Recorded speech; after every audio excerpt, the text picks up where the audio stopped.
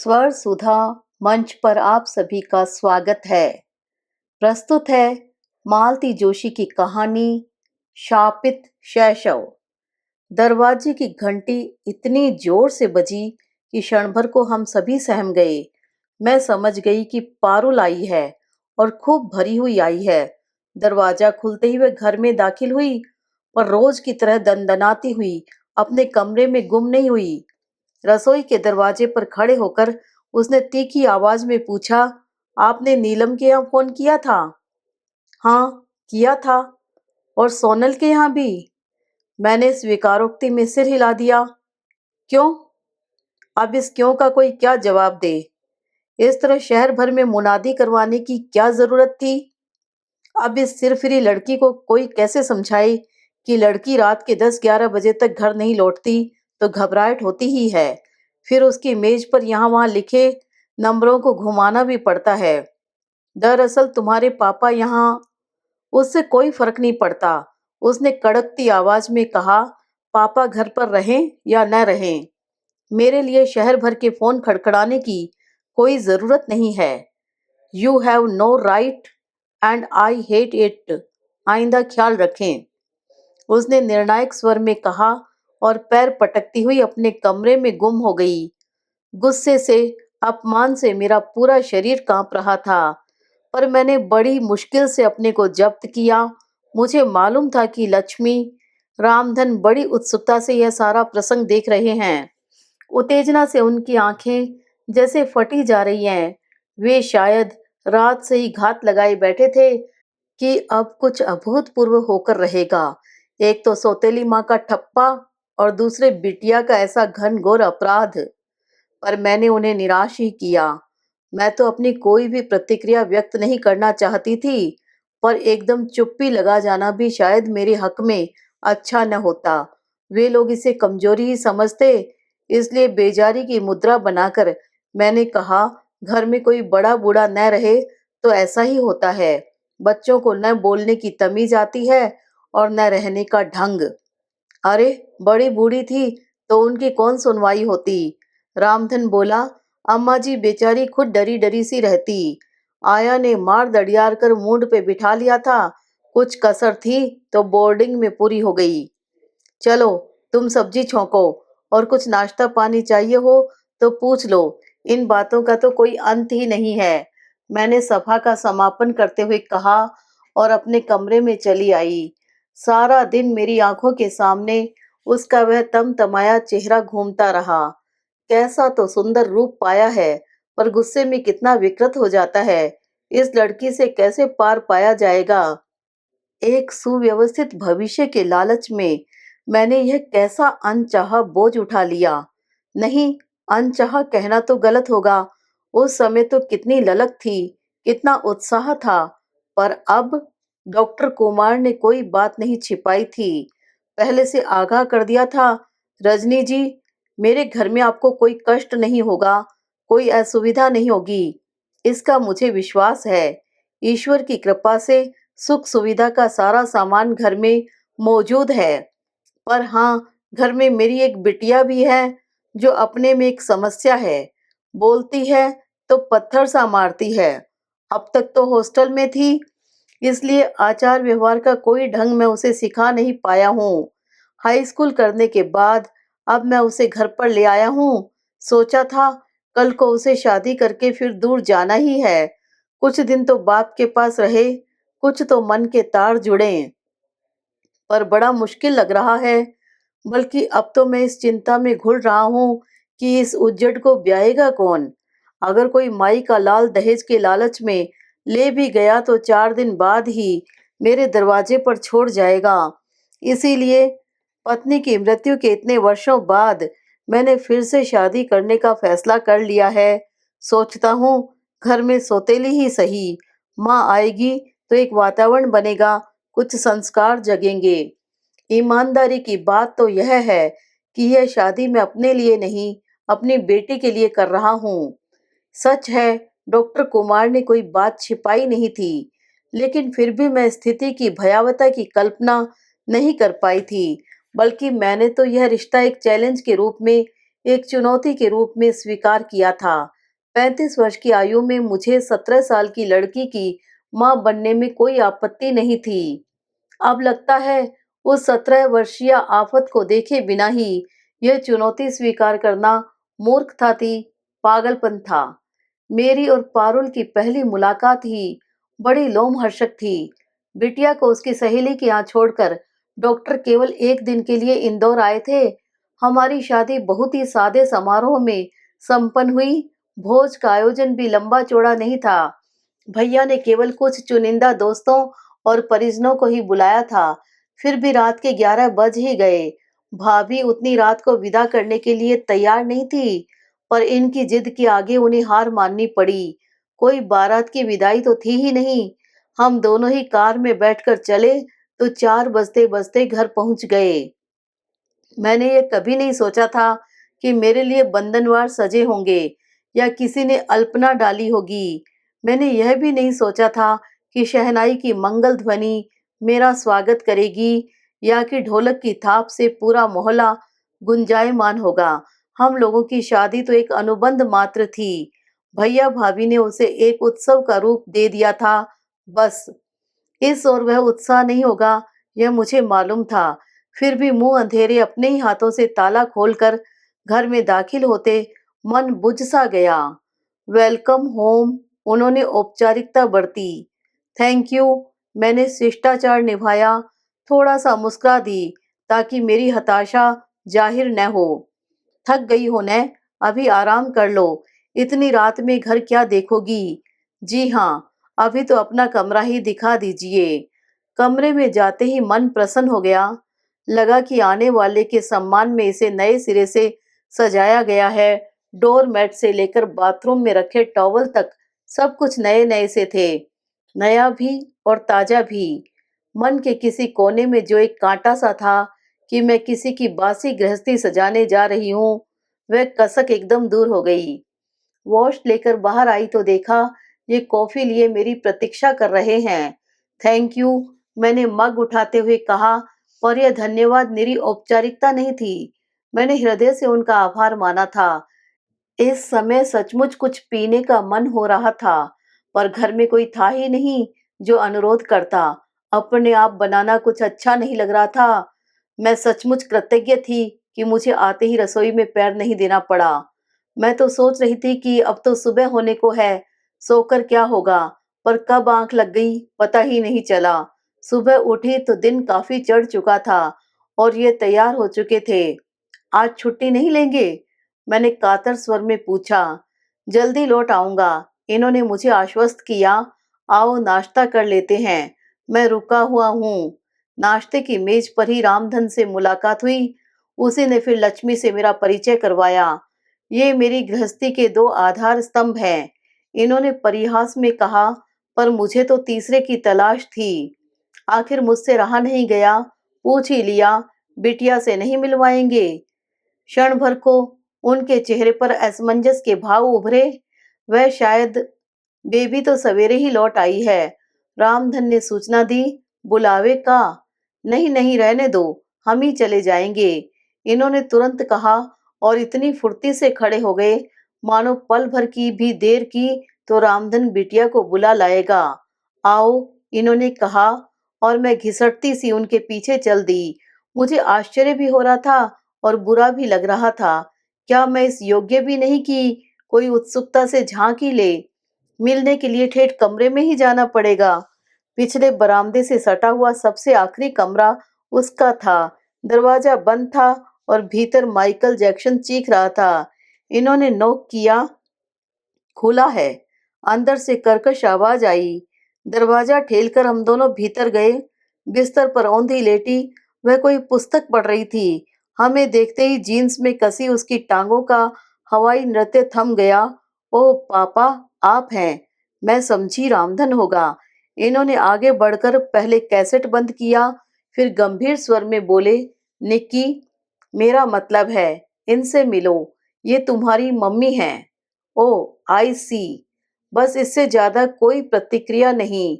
उसने अपनी पोज तक नहीं बदली। इन्हें भी बुरा लगा। एकदम चीखे, निकी, यह क्या है? Care are your manners? Do you have any? टैग से उठकर बात नहीं कर सकती तुम? वह एकदम उछलकर खड़ी हो गई, अपने छोटे छोटे बालों को गर्दन के एक झटके के साथ पीछे फेंकते हुए बोली, आपकी आज्ञा शिरोधार्य है पिताश्री। लीजिए। मैं खड़ी हो गई। अब अगर आप चाहेंगे तो मैं माताश्री की चरण वंदना भी कर सकती हूँ। गुस्से से इनका चेहरा तमतमा उठा। मुझे डर हुआ कि कहीं ये बेटी को एक झापड़ी रसीद न कर दें। मैंने अपनी दोनों हथेलियों में उनका दाहिना हाथ थाम लिया। सोचा, मेरे स्नेह के उत्ताप से उनकी उत्तेजना कुछ तो कम होगी। चलिए, मैंने मनुहार की और इन्हें उसी तरह थाम कर बाहर ले आई। बाहर आकर देखा, लक्ष्मी और रामधन दोनों कमरे की ओर कान लगाए बैठे हैं। उन्हें जरूर ही निराशा हुई होगी। एक बात का यकीन जरूर आ गया कि इस घर में अगर कभी कोई नाटक हुआ तो दर्शकों का अभाव नहीं रहेगा। अपने कमरे की सुरक्षित चार दीवारी में आकर मैंने खुलकर सांस ली। इतनी देर से दम जैसे घुटा जा रहा था, लेकिन ये अब भी गुस्से से थर-थर कांप रहे थे। प्लीज रिलैक्स, मैंने इनके बालों में उंगलियां फिराते हुए कहा। अपरिचय की सारी दीवारें संवेदना के उस प्रवाह में बह गए। कुछ क्षण बाद ये भी नॉर्मल होने लगे। सॉरी रजनी, इन्होंने भर्राई आवाज में कहा। फॉरगेट इट, मैंने इन्हें आश्वस्त करते हुए कहा। विश्वास कीजिए, मैंने किसी बात का जरा भी बुरा नहीं माना है। आप जरा उस लड़की की ओर से तो सोचकर देखिए। आप एक अनजान औरत को एकदम उसके सामने ले जाकर खड़ा कर देते हैं और कहते हैं, ये तुम्हारी माँ है। बताइए, और आप उससे अपेक्षा करते हैं कि वह तमीज से पेश आए, उसकी प्रतिक्रिया एकदम नॉर्मल हो। How can it be possible? देखिए, बच्चे के मन में माँ की एक तस्वीर होती है। वह हर किसी को माँ के रूप में स्वीकार नहीं कर सकता। लेकिन निक्की को तो अपनी माँ याद भी नहीं है। कुल जमा 2 साल की तो थी वह। उससे क्या फर्क पड़ता है? उसने माँ के चित्र तो देखे होंगे। उसी के सहारे उसकी कल्पना ने एक तस्वीर बनाई होगी। क्या पता वह मन ही मन उस तस्वीर को पूजती होगी। आप उससे यह आशा तो नहीं कर सकते कि वह मुझे देखते ही अपनी सारी श्रद्धा, सारा आदर मुझे दे दे। इसमें समय लगता है, बल्कि मेरा तो यह आग्रह भी नहीं है कि वह मुझे मम्मी ही कहे। उसके अंतर्मन से जो संबोधन निकलेगा, मेरे लिए वही स्वीकार्य होगा। ये चुप ही बने रहे। सुनिए, मैंने अनुनय भरे स्वर में कहा, आज हमारी शादी का पहला दिन है। क्या मैं आपसे कुछ मांग सकती हूँ? इन्होंने प्रश्नार्थक नजरों से मुझे देखा।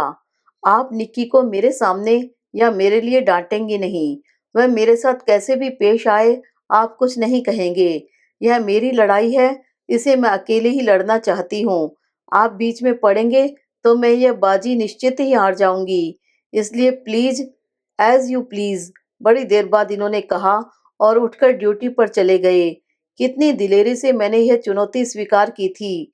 किस बहादुरी से ऐलान किया था कि यह मेरी लड़ाई है, इसे मैं अकेले ही लड़ूंगी। पर अब लग रहा है कि यह बड़बोलापन मुझे महंगा पड़ रहा है।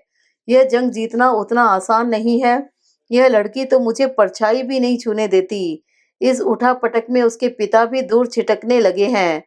मैंने एक संकल्प लिया था, घर का वातावरण जब तक सहज और सामान्य नहीं हो जाता, तब तक हम न तो किसी रिश्तेदार को आमंत्रित करेंगे, न स्वयं कहीं जाएंगे। जब भी जाना होगा, तीनों साथ जाएंगे। रिश्तेदारों का तो वैसे भी कोई खतरा नहीं था। माँ जी की मृत्यु के बाद मेहमानों का सिलसिला वैसे भी थम गया था। खाली घर में दीवारों से सिर फोड़ने कौन आता? इन्हें भी किसी के यहाँ जाने का या बुलाने का चाव नहीं रह गया था। पर कहीं बाहर जाने के लिए वे अकुला उठे थे। घर में हमेशा एक अव्यक्त तनाव बना रहता, जिससे इनका मन घर से भागने को होता था। यूं तो बिटिया रानी हमारी किसी बात में दखल नहीं देती थी, पर उसकी यह उपेक्षा ही मन पर बोझ बन जाती थी। पर कहीं जाना भी तो आसान नहीं था। हम लोग कहीं पिक्चर या पार्टी में भी जाते तो मेरा मन अपराध बोध से ग्रस्त हो जाता। शहर से दूर जाने का तो सवाल ही नहीं उठता था। निक्की को क्या हर बार सहेली के यहाँ भेजा जा सकता था? उसे ही यह क्या अच्छा लगता?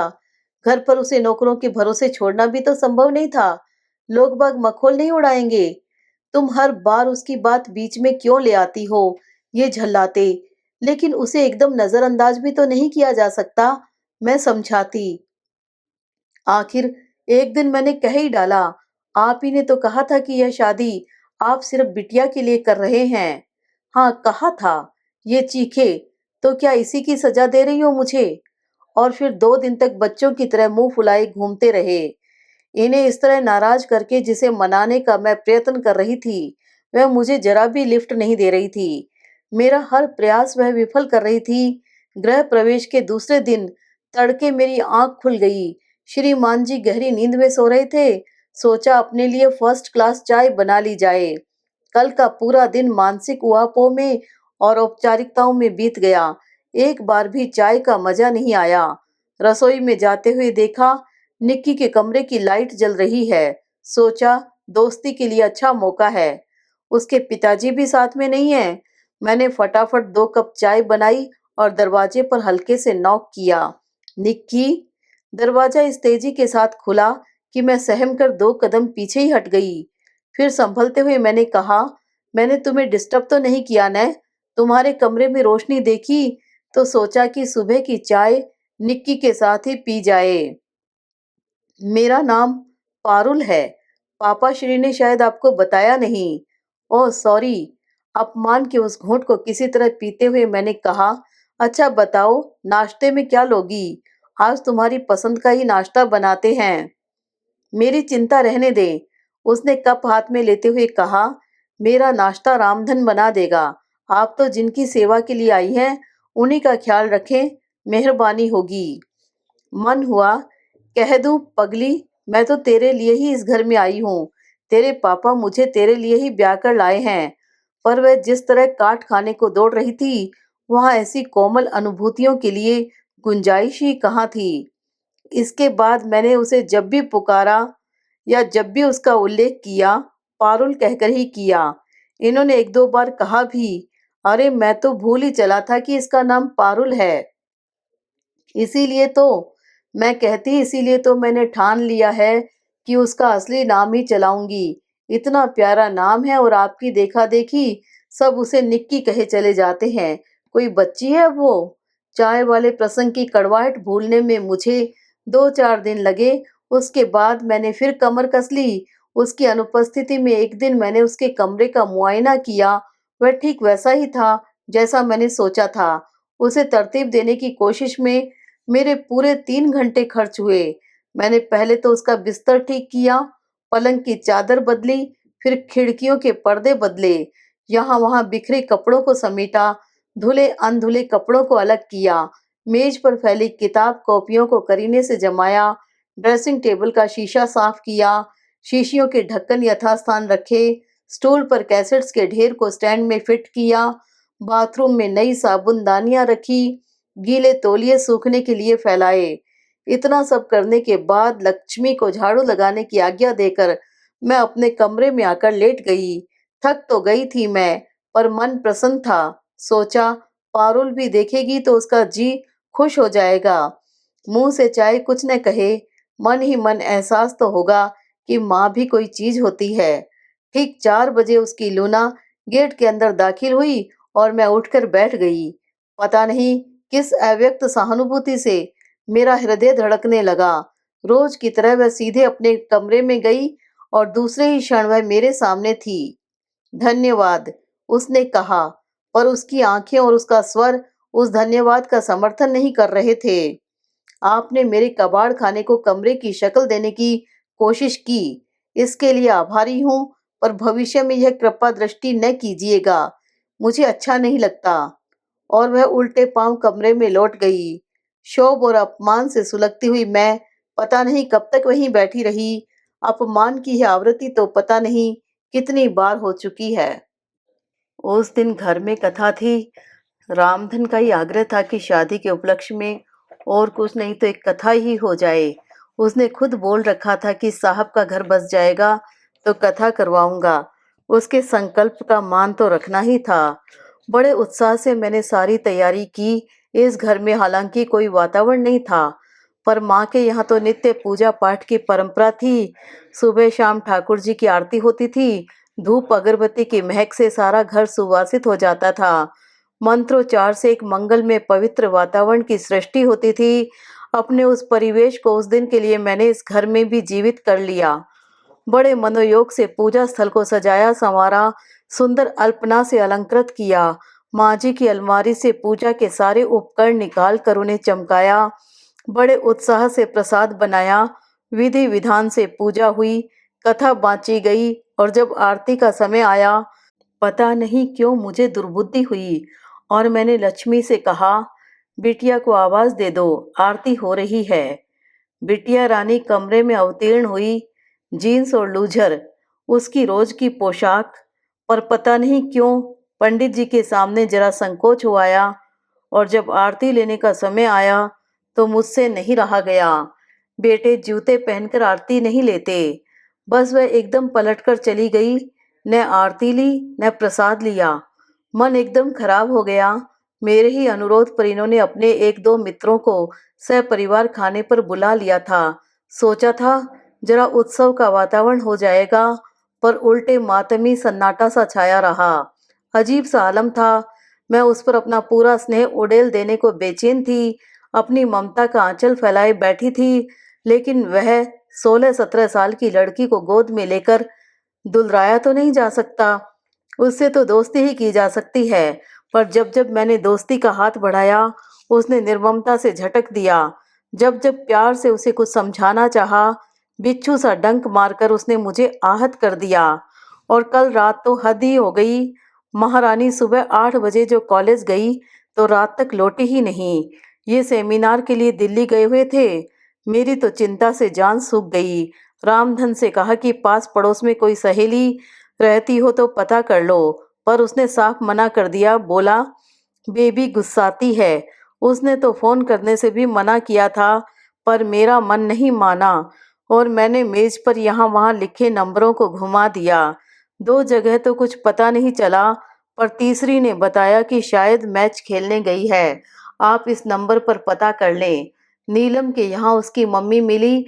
उन्होंने बताया कि लड़कियां खेलने गई हैं, लौटने में देर हो सकती है। चिंता की कोई बात नहीं है, उनका कोच साथ में है। अगर बहुत रात को लौटेंगी तो पारुल को वे अपने यहाँ सुला लेंगी। मैंने उन्हें धन्यवाद देकर फोन रख दिया। संकोच के मारे यह नहीं पूछा कि क्या खेलने गई है और कहाँ गई है।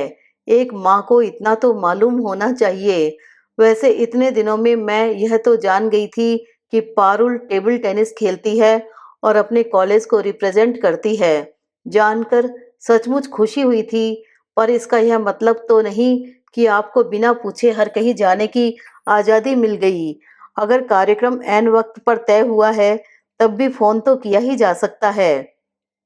रात मैंने कैसे काटी मैं ही जानती हूँ। डॉक्टर घर पर नहीं थे, नहीं तो मैं इतनी रात उसे घर पर ले आती और सारे आदर्शों को ताक पर रखकर खूब खरी खोटी सुनाती। सोचा तो यही था कि सुबह जैसे ही वह घर में दाखिल होगी, उसे खूब आड़े हाथों लूंगी, लेकिन यह तो हुआ नहीं। उल्टे वही मुझ पर बरसकर चली गई और मैं बस चुपचाप सुनती रही। रात को ये दिल्ली से लौटे तो मैंने उन्हें सारा किस्सा सुनाया, पर इन्होंने कोई प्रतिक्रिया व्यक्त नहीं की। उल्टे बड़े लापरवाह ढंग से बोले, हाँ नीलम के यहाँ रह गई होगी, उसकी बड़ी पक्की सहेली है। मुझे बहुत ताव आया। एक मैं ही बेवकूफ़ हूँ जो रात भर जागती रही, दिन भर सुलगती रही। जिनकी बेटी है उन्हें तो कोई चिंता ही नहीं है। फिर अपने पर ही शर्म हो आई। बेटी क्या सिर्फ उन्हीं की है? मैंने तो डॉक्टर कुमार को उनके पूरे परिवेश के साथ स्वीकार किया है। फिर क्या मेरी कोई जिम्मेदारी नहीं? बाप की नजरें जिन्हें पकड़ नहीं पाती, माँ की नजरें क्या उन खतरों से गाफिल रह सकती हैं? सुबह फिर मैंने एक निश्चय कर ही लिया था।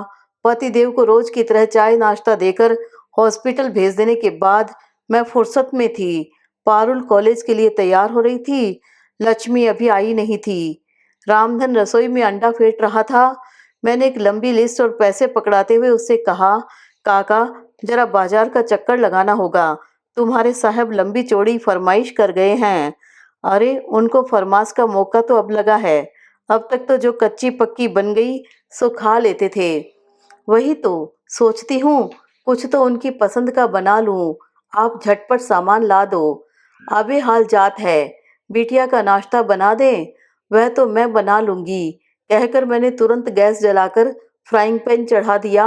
अब अंडे का कटोरा मेरे हवाले करने के सिवा उसके पास कोई चारा ही नहीं रहा। बेचारा चुपचाप झोला उठाकर चला गया। अब मैदान साफ था। धावा बोलने का यही सुनहरा मौका था। मत चूके चौहान, मैंने अपने आप से कहा और इष्ट देव का जाप करते हुए दरवाजे पर नॉक किया। खुला है। वह हमेशा की तरह चीखी। नाश्ते की सजी हुई ट्रे लेकर मैंने कमरे में प्रवेश किया। वह ड्रेसिंग टेबल के सामने खड़ी थी। शीशे में मेरा प्रतिबिंब देखते ही चौंक पड़ी। आप? हाँ। नाश्ते की ट्रे छोटी टेबल पर रखते हुए मैंने सहज स्वर में कहा, रामधन जरा जरूरी काम से बाजार गया है। मैंने आमलेट बनाने की कोशिश की है। देखना जरा ठीक से बना तो है न? वह तुनक कर बोली, आपने क्यों तकलीफ की? मैंने आपसे 1000 बार कहा है कि। मुझे याद है, मैंने उसे टोकते हुए कहा, पर वो क्या है बिटिया रानी कि तुम्हारी बदकिस्मती से तुम्हारे पापा मुझे ब्याह कर लाए हैं। इस रिश्ते से अब घर के हर कमरे पर मेरा हक हो जाता है और घर के हर सदस्य की भूख प्यास देखना मेरा फर्ज बन जाता है। वह चकित थी। मुझे आतंकित करने का उसका प्रयास व्यर्थ हो गया था। खींच कर बोली, आखिर आप कहना क्या चाहती हैं? बताती हूँ। मैंने इत्मीनान से पलंग पर बैठते हुए कहा, क्योंकि जो बात मैं कहने के लिए आई हूँ उसे कहे बिना तो मैं यहाँ से जाऊंगी नहीं। मुझे मालूम है कि तुम्हें मेरा कमरे में आना जरा भी अच्छा नहीं लगता, इसलिए भलाई इसी में है कि तुम मुझे शांति से सुन लो, ताकि तुम्हें भी जल्दी छुटकारा मिले और मैं भी अपना काम देखूं। क्षोभ, आश्चर्य और हताशा के मिले जुले भाव चेहरे पर लिए वह सामने वाली कुर्सी पर धम से बैठ गई। बोलिए, यह हुई ना बात। तो अब सुनो, कल तुम गुस्से में थी। मैं भी नौकरों के सामने तमाशा नहीं करना चाहती थी, लेकिन आज एक बात ध्यान से सुन लो। जब भी तुम्हें कहीं बाहर जाना हो या आने में देरी की संभावना हो, घर पर बताकर जाया करो। अगर समय पर प्रोग्राम बने तो फोन कर दिया करो। परसों वाला किस्सा दोबारा रिपीट न हो। यह आपका हुक्म है, ऐसा ही समझ लो। मैं ऐसे हुक्म मानने की आदी नहीं हूँ। मानना पड़ता है पारुल। तुम तो हॉस्टल में रह चुकी हो, जानती हो वहां भी एक डिसिप्लिन होता है। फिर यह तो घर है। घर है तभी तो। यहाँ तो आजादी से रहने दीजिए। आजादी का मतलब स्वतंत्रता नहीं होता बेटे। घर में तो अनुशासन बेहद जरूरी है। हॉस्टल में तो एक वार्डन होता है, परंतु घर में तो हम स्वयं ही अपने नियामक होते हैं। क्यों? घर में आप हैं तो? उसने चिढ़कर कहा, आप तो घर को जेल बनाकर रख देंगी। जेल? और क्या, कौन सी कसर छोड़ी है आपने? जेल से भागे हुए कैदी की तरह ही तो मेरा पीछा किया है। पता नहीं कितनों को फोन किया था उस रात। इससे तो अच्छा था पुलिस में रिपोर्ट दर्ज करा देती। उफ, मुझे तो अपनी फ्रेंड्स के सामने आंखें उठाते शर्म आ रही थी। कहते कहते सचमुच वह रुआंसी हो आई थी। कमाल है पारुल, तुम्हें इसलिए शर्म आ रही है कि हमने तुम्हारी खोज खबर ली, तुम्हारा पता ठिकाना जानने की कोशिश की। अगर हम तुम्हारी ओर से लापरवाह होकर बैठ जाते तो तुम्हें अच्छा लगता? इससे क्या तुम्हारी इज्जत बढ़ जाती? नहीं बेटे, इससे इज्जत बढ़ती नहीं घटती है। शर्म की बात यह नहीं है कि घर पर किसी को तुम्हारी फिक्र नहीं है। शर्म की बात तो तब होती जब तुम दिन भर गायब रहती और कोई तुम्हें तलाश न करता। तुम इतनी फालतू नहीं हो पारुल, तुम इस घर की लाडली बिटिया हो। अच्छा, खैर अब नाश्ता कर लो। उस दिन नाश्ता अनछुआ ही रह गया। लक्ष्मी ने ट्रे मेरे सामने रखकर बड़ी अर्थपूर्ण दृष्टि से मुझे देखा। मैंने कोई लिफ्ट नहीं दी और लापरवाही से कहा, आज मैंने बनाया था न। अच्छा नहीं बना होगा, कोई बात नहीं, कैंटीन में खा लेगी, वहां तो सब चीजें मिलती हैं। आलोचना का इतना अच्छा मौका हाथ से निकल जाने पर लक्ष्मी उदास हो गई। फिर बड़ी देर तक रामधन के साथ खुसुर फुसुर होती रही। शायद रामधन ने बताया भी हो कि आज बहूजी ने जबरदस्ती अपने हाथ का नाश्ता खिलाना चाहा था, तभी बेबी भूखी चली गई। जो भी हो, 4-5 दिन तक वह यूं ही अनमनी बनी रही। खाना भी ऐसा वैसा ही खाती रही। रामधन मनुहार भी करता रहा। मैंने न ध्यान दिया न मनाने की कोशिश की। मैं वह सीमा पार कर चुकी थी। अब पहल उसे ही करनी थी। मैं केवल प्रतीक्षा कर रही थी, एकदम तटस्थ भाव से। पर मेरी यह तटस्थता कितनी सतही थी इसका शीघ्र ही पता चल गया। उस दिन सुबह से ही रिमझिम शुरू हो गई थी। जाते समय पारुल रेनकोट के लिए गेट से लौटकर आई थी, यह मैंने देखा था। ये जब लंच के लिए आए, पानी तब भी बरस रहा था पर हल्का था। हम लोग खाना खाकर लेटे ही थे कि बारिश तेज हो गई। 3 बजे तक तो उसने घनघोर रूप धारण कर लिया। देखिए तो कैसा धुआंधार बरस रहा है। सावन का महीना है, अब भी नहीं बरसेगा। मुझे तो पारुल की चिंता हो रही है। कॉलेज भी तुम्हारा शहर के दूसरे छोर पर है। रेनकोट लेकर गई है न? ओफो, ये पानी तो देखिए। ये क्या रेनकोट के बस का है? इस पर वह लूना से गई है, पूरी भीग जाएगी तो घर आकर कपड़े बदल लेगी। आप तो कमाल करते हैं। तो मुझे क्या करने को कहती हो? उसे जाकर ला नहीं सकते? जरूर ला सकता हूँ, पर जानती तो हो वह लड़की कैसी तूफान है। मैं चला भी जाऊं तो क्या वह मेरे साथ आएगी और लोगों के सामने मेरा तमाशा बन जाएगा। और देखो, कहीं फोन मत करना, उस दिन जैसा नाटक हो जाएगा। तो क्या हाथ पर हाथ धरे बैठे रहें? मैंने चिढ़कर कहा, कैसे बाप हैं आप?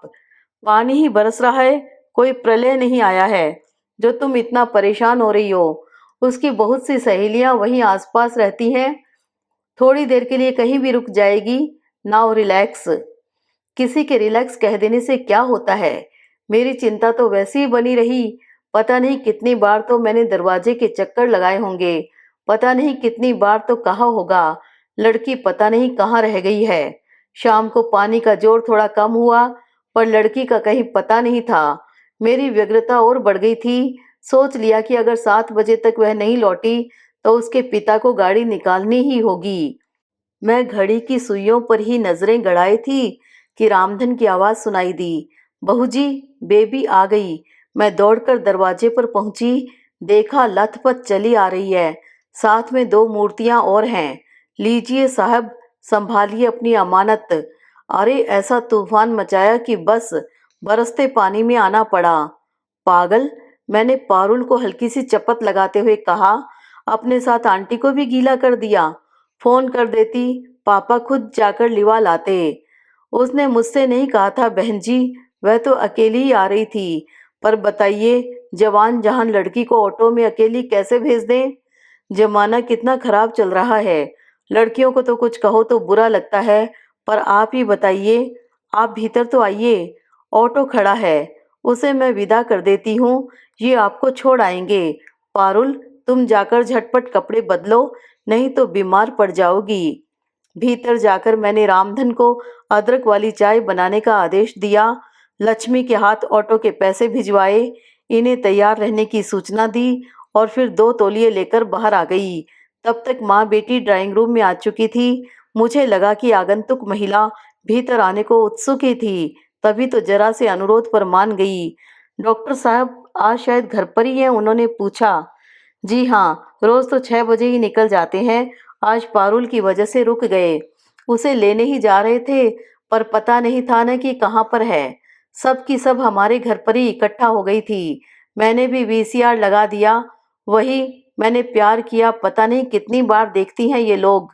पर आज तो पिक्चर आधी भी नहीं हुई और सबकी सब खड़ी हो गई। पारुल तो एकदम सड़क पर चल दी। बड़ी मुश्किल से रोका उसे मैंने और साथ ले आई। बहुत डरती है आपसे? जी नहीं जी, डर तो होना ही चाहिए, चोट माँ की हो या बाप की, लड़कियों को थोड़ी तो दहशत होनी चाहिए। दरअसल चिंता हो जाती है, मैंने मिमियाते हुए कहा। एक बार पता रहे ना कि कहाँ है तो फिर कोई बात नहीं। पर यही तो मैं इनसे कह रही थी, घर में माँ होने से बहुत फर्क पड़ता है। भले ही वह मम्मी, उनके सौतेली कहने से पहले ही लड़की ने डपट दिया। मम्मी, तुम्हें कुछ मालूम तो है नहीं, बस बोलती जा रही हो, डर वर की कोई बात नहीं है। दरअसल उसकी गीतांजलि और शाहीन से झड़प हो गई थी, इसीलिए वह पिक्चर छोड़कर चल पड़ी थी। अरे, मुझे तो पता ही नहीं चला, क्या हुआ था? मम्मी की आंखें उत्सुकता से फैल गई। बिटिया ने हताश होकर मेरी ओर देखा, फिर संक्षेप में बताया। अरे, वो गीता और शाहीन है ना, बहुत नाटक करती हैं। खुद ही पिक्चर लगाने को कहा और खुद ही बीच में उठकर खड़ी हो गई। बोली कि देर हो रही है, घर जाएंगी। पारुल ने कहा कि ऐसी भी क्या जल्दी है, थोड़ी देर बाद चलते हैं, घर तो सभी को जाना है। तो दोनों कहती क्या है, तुम्हारी बात अलग है, तुम तो फ्री बर्ड हो, घर पर कोई कहने सुनने वाला नहीं है, लेकिन हमारी अम्मा लोग तो हमारी जान ही ले लेंगी। बस पारुल को ताव आ गया। अच्छा हुआ कि उसी समय चाय आ गई और मैं प्रस्तुत घटना पर टिप्पणी करने से बच गई। चाय पीते ही बिटिया उठ खड़ी हुई, मजबूरन माँ को भी उठना पड़ा। मैंने इन्हें आवाज दी, तब तक पारुल भी कपड़े बदल कर आ गई थी। पानी अभी थमा नहीं था, इसलिए हम दोनों ने मेहमानों को दरवाजे से ही विदा किया। गाड़ी गेट से बाहर निकल गई, तब हम लोग भीतर आए। देखा पारुल के बालों से अब भी पानी टपक रहा था। मन हुआ उसके कंधे पर पड़ा टॉवेल खींचकर उसका सिर अच्छे से पोंछ दूं, पर हिम्मत ही न पड़ी। मुझे खुद विश्वास नहीं हो रहा था कि अभी थोड़ी देर पहले मैंने ही हल्की सी चपत लगाई थी। शायद वह मेरी अतिशय व्यग्रता का परिणाम था। बाल ठीक से सुखा लो पारुल, नहीं तो जुकाम हो जाएगा।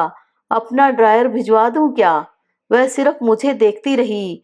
अच्छा, पहले गर्मा गर्म चाय तो पी लो, काका ने अदरक डालकर बढ़िया चाय बनाई है। चाय मैं कमरे में पी लूंगी, उसने मेरे हाथ से कप लेते हुए कहा। फिर जाते हुए दरवाजे में ठिठक कर बोली, थैंक यू मम्मी। मैं खुश थी और चकित भी। रात को इच्छा हुई कि यह सुसंवाद इन्हें भी सुना दूं, पर अपने को रोक लिया। क्या पता यह उपलब्धि क्षणिक ही हो, हम खुद समझ नहीं पाते, पर हमारे अवचेतन में एक अदृश्य कंप्यूटर लगा होता है जो अपने आसपास की आवाजों को नोट करता रहता है। उसमें जरा भी व्यतिक्रम हो जाए तो मन चौंक उठता है। उस दिन ऐसा ही हुआ। सुबह 10 बजे लूना की चिर परिचित आवाज कानों में नहीं पड़ी तो मन बेचैन हो उठा। फिर सोचा मैं भी कैसी बेवकूफ हूँ, लूना तो कल घर आई ही नहीं। किचन में जाकर रामधन से कहा, काका बेबी तैयार हो जाए तो ऑटो ले आना, लूना घर पर नहीं है। बेबी तो शायद कॉलेज नहीं जा रही। क्यों, तबीयत खराब है क्या? का पता, पड़ी तो है। नाश्ता किया था? हाँ थोड़ा मोड़ा। मैं पलटकर उसके कमरे की ओर चल दी, पर रास्ते में ही ठिठक गई। मेरा कमरे में जाना उसे पसंद आएगा?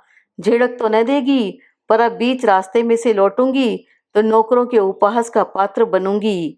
पारुल, मैंने नॉक नहीं किया, जी कड़ा करके सीधे कमरे में ही दाखिल हो गई। तुम्हारी तबीयत तो ठीक है न? आज कॉलेज नहीं गई न? इसी से पूछा। मैंने अपनी अनधिकार चेष्टा की सफाई देते हुए कहा। मुझे लगा कि अब वह कहेगी, नहीं गई तो आपसे मतलब, पर वैसा नहीं हुआ। क्षीण स्वर में बोली, यूं ही नहीं गई। सिर जरा भारी लग रहा था न, सोचा आज छुट्टी ही सही। सिर तो भारी होगा ही। कल कितना भीग गई थी तुम, रात को याद ही नहीं रहा। पापा से एक आध गोली ले लेती तो ठीक रहता। वैसे गोली लेने से भी कोई फर्क नहीं पड़ता, जुकाम तो अपनी मियाद पूरी करके ही पिंड छोड़ता है। हाँ, दवाई लेने से थोड़ा रिलीफ जरूर हो जाता है। मुझे पता ही नहीं चला कि बात कहते हुए मैं कब उसके पास पहुंचकर उसके सिर पर हाथ फेरने लगी थी। जब होश आया तो देखा मेरा वह स्पर्श उससे सहा नहीं जा रहा है। उसके होठ कांप रहे हैं और उसने दोनों हथेलियों से आंखें ढांप रखी हैं। बीमारी की दशा में किसी का स्नेहिल स्पर्श क्या कयामत ढाता है, यह मुझे मालूम है। वह दिलेर लड़की मेरे सामने रोएगी नहीं, यह भी मैं जानती थी। इसीलिए मैंने कहा, काका ने बताया कि तुमने ठीक से नाश्ता भी नहीं किया। देखो, मैं अभी फर्स्ट क्लास कॉफी बनाकर लाती हूँ, पीते ही तुम्हारी सुस्ती उड़न छू हो जाएगी। मैंने जानबूझकर किचन में काफी देर लगा दी। उसका सुबह का नाश्ता एक तरह से अनछुआ ही पड़ा था। मैंने साबूदाने के पापड़ और आलू के चिप्स तले, थोड़े से मखाने भी घी में भूने और फिर कॉफी के साथ सारा सरंजाम लेकर उसके कमरे में गई तो बिस्तर खाली था। मेरा अंदाजा सही था। जब वह बाथरूम से निकली तो उसका चेहरा और आंखें दोनों धुले धुले से थे। थैंक यू मम्मी, उसने कप हाथ में लेते हुए कहा। मन हुआ कि उससे कहूँ, माँ को यूं बार बार धन्यवाद नहीं देते, पर अपने को रोक लिया। मम्मी कह देने से ही कोई माँ नहीं हो जाती। जिस दिन वह मन से मुझे माँ कहकर स्वीकार करेगी, औपचारिकता की यह दीवार अपने आप टूट जाएगी।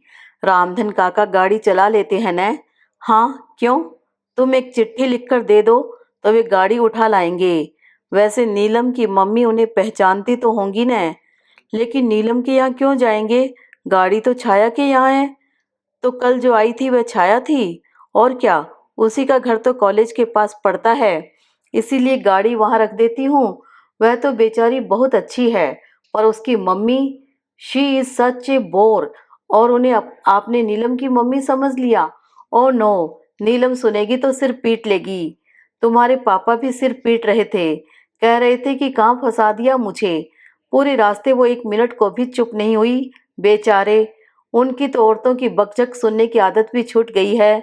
उनके लिए तो अच्छा खासा ओवरडोज हो गया होगा। बात जरा सी थी, पर हम दोनों हंसी से लोटपोट हो गई। मेरे तो गले में फंदा ही पड़ गया। इस घर में आने के बाद पहली बार मैं इतना खुलकर हंसी थी। पारुल को भी मैंने पहली बार हंसते हुए देखा था। लगा यह हंसी हमारी छाती में पता नहीं कब से जमी हुई थी। गलती मेरी ही थी। हंसी का दौर थमते ही उसने कहा, मुझे ठीक से इंट्रोड्यूस करवाना था, पर मेरा मूड उस समय इतना ऑफ हो रहा था। हाँ, नीलम ने, मेरा मतलब है कि छाया ने बताया था। वह चुप रही, पर उसकी मम्मी क्या समझी पता है? उन्हें लगा कि तुम मेरे डर से जल्दी घर भाग रही हो। ओ गॉड, शी इज इम्पॉसिबल। मैं एकदम गंभीर हो आई। सोचा जो बात मन में इतने दिनों से घुमड़ रही है उसे कह डालने का यही मौका है। हम दोनों के बीच ऐसे तरल क्षण पता नहीं फिर आए कि ना आए। पारुल, एक बात कहूँ? मेरे संजीदा अंदाज पर वह चौंक पड़ी। बहुत दिनों से तुमसे यह बात कहना चाह रही थी पारुल, कि मुझ में और जो भी दुर्गुण हो, मैं डरने की चीज नहीं हूँ।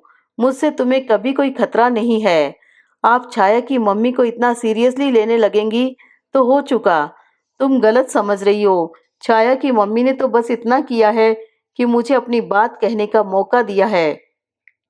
तुम यह डर अपने मन से एकदम निकाल दो पारुल, कि मैं तुम्हारी किसी चीज में हिस्सा बंटाने आई हूँ।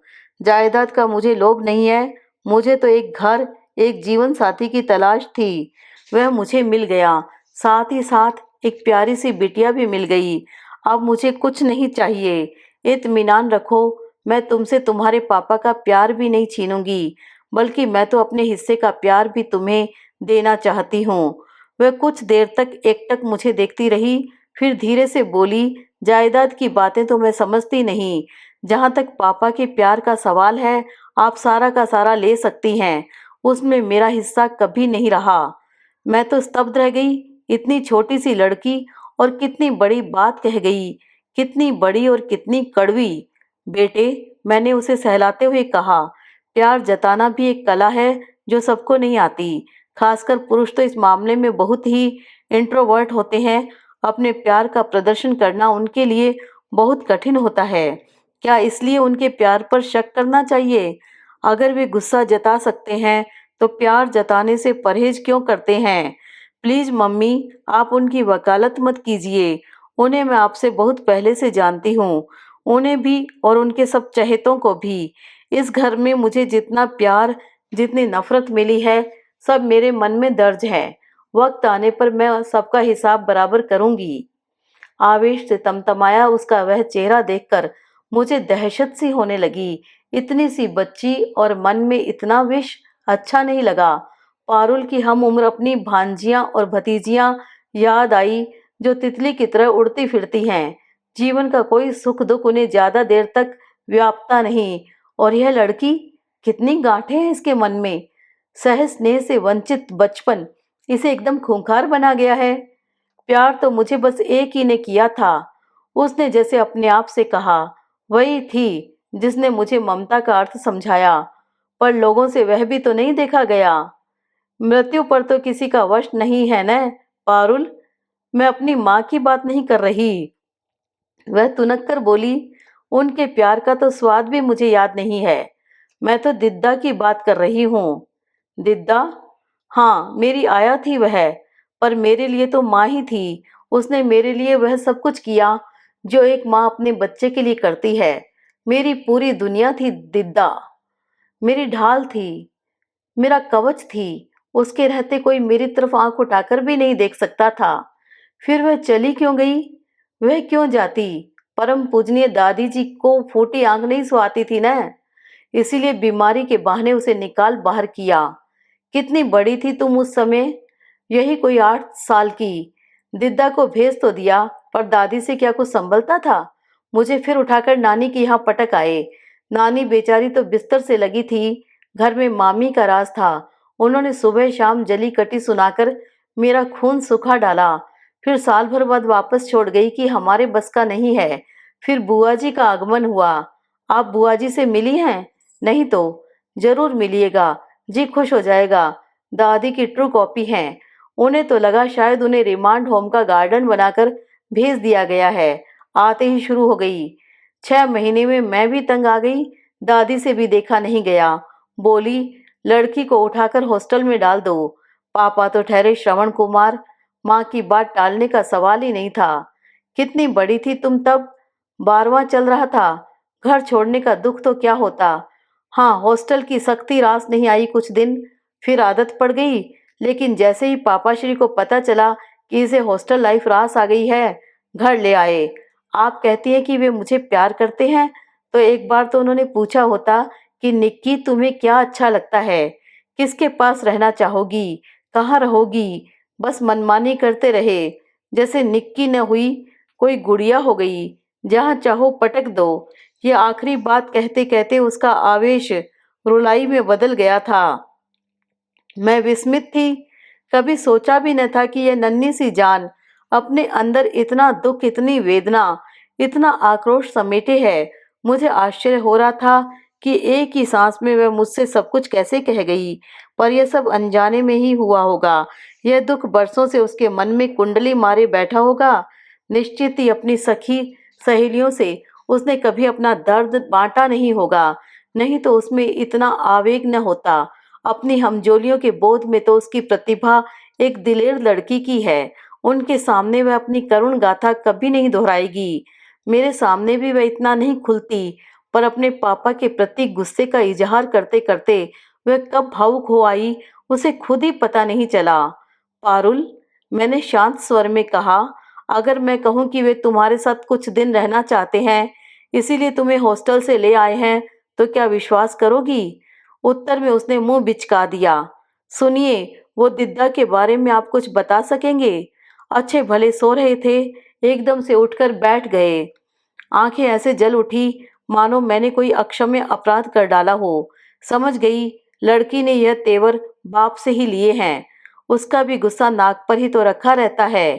क्या जानना चाहती हो उसके बारे में? क्यों जानना चाहती हो? ये गुर्राए। बस यूं ही, जरा सी क्यूरोसिटी थी। देखो, तुम्हारा समय न कटता हो तो लाइब्रेरी ज्वाइन कर लो, या फिर किसी क्लब में जाना शुरू कर दो, लेकिन ये नौकरों चाकरों में बैठकर गप्पे लड़ाना बंद करो। स्तब्ध रह गई मैं। इस तरह भी कोई मुझसे बात कर सकता है? मुझे भी ताव आ गया। डॉक्टर कुमार, याद रहे कि मैं कोई 16-17 साल की ब्याहुली नहीं हूँ। आपको मेरी डिग्रियों का ध्यान नहीं रहा। ठीक है, मेरी सीनियर लेक्चरशिप को आपने नज़रअंदाज कर दिया। ठीक है, पर मेरी उम्र का तो लिहाज कीजिए। क्या इस उम्र में भी मुझे दूसरों से रहन सहन के तौर तरीके सीखने होंगे, अदब कायदे जानने होंगे? वे जैसे जमीन पर आ गिरे। सॉरी डार्लिंग, बेवजह ऑफ हो गया था, उन्होंने अपराध भाव से कहा। बाद में उन्होंने मुझे कुरेदने की बहुत कोशिश की, पर मैं चुप बनी रही। एक बात उसी समय तय हो गई थी, पारुल की आया के बारे में अगर कुछ जानना भी है तो मैं इनसे नहीं पूछूंगी, क्योंकि मैं जानती थी कि ये बेवजह ऑफ नहीं हुए थे। हमारी उस छोटी सी अंतरंग बातचीत के बाद पारुल में एक सुखद परिवर्तन आ गया। जबरदस्ती ओढ़े अकेलेपन से वह जैसे एकाएक घबरा उठी। मैं किचन में होती तो मेरे इर्द गिर्द मंडराती रहती, अपने कॉलेज की, अपनी सहेलियों की बातें सुनाती, लेक्चरर्स की नकलें उतारती। मैं सुनती और सोचती, कम से कम इस काम के लिए तो माँ का घर में होना जरूरी है, नहीं तो बच्चा किसके सामने अपना जमा खर्च खोलेगा, किसे अपनी विजय गाथा सुनाएगा, किससे अपनी व्यथा कथा कहेगा? अगर कोई सुनने वाला न हुआ तो तरस जाएगा बेचारा।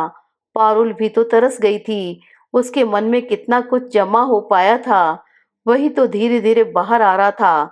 मन का भार हल्का होने से उसके चेहरे का संतप्त भाव भी बिला गया था। एक अपूर्व कोमलता से उसका मुख उद्भासित हो गया था। जब कुछ करने को नहीं होता तो हम दोनों ताश या कैरम खेलने बैठ जाती। रामधन काका हमें चाय और पकोड़े बनाकर देते जाते। एक दिन पारुल ने पूछ लिया, आप रामधन को काका क्यों कहती हैं? बुजुर्ग है ना, फिर इस घर के पुराने नौकर हैं, नाम लेना अच्छा नहीं लगता। मुझे ये बातें किसी ने क्यों नहीं सिखाई? सिखाने के लिए घर में कोई होना तो चाहिए। क्यों नहीं थे? इतने सारे लोग थे, जिस तिस बात पर डांटते रहते थे, पर कायदे की बात कभी किसी ने नहीं सिखाई। दूसरे ही क्षण उसके चेहरे का तनाव कम हो गया। बोली, रामधन, मैं भी अब से तुम्हें काका कहूंगी। रामधन काका। रामधन हंस दिया। बेबी की सनक को उसने गंभीरता से नहीं लिया। वह लेने लायक थी भी नहीं। बरसों की आदत इतनी आसानी से छूटने वाली नहीं थी। हाँ, लक्ष्मी और रामधन से बात करने का ढंग जरूर सौम्य हो गया था, लेकिन पापा से उसकी अब तक कुट्टी बनी हुई थी। उनकी आहट पाते ही वह अपने दड़बे में घुस जाती थी। एक आध बार उन्होंने हमें साथ बैठे देख लिया था। हंसकर बाद में कहा था, युद्ध विराम चल रहा है। हाँ, अब आप नजर तो न लगाइए। एक दिन प्रसाद दंपति आ गए थे। डॉक्टर प्रसाद कुमार के दोस्तों में सबसे घनिष्ठ हैं। दोनों पति पत्नी बड़े ही हंसमुख, खुश मिजाज और मिलनसार हैं। यूं तो पारुल कभी भी मेहमानों के सामने नहीं आती, पर प्रसाद अंकल से उसकी पटती है। वे आते ही उसे खींचकर बाहर निकालते हैं, कॉलेज की हालचाल पूछते हैं, कभी कभी आइसक्रीम खिलाने बाहर भी ले जाते हैं। उनके बच्चों के साथ तो वह एकदम बच्ची बन जाती है। उनका गदबदा छुटकू, जो 9 साल के अंतराल से पैदा हुआ है, बड़ा प्यारा है।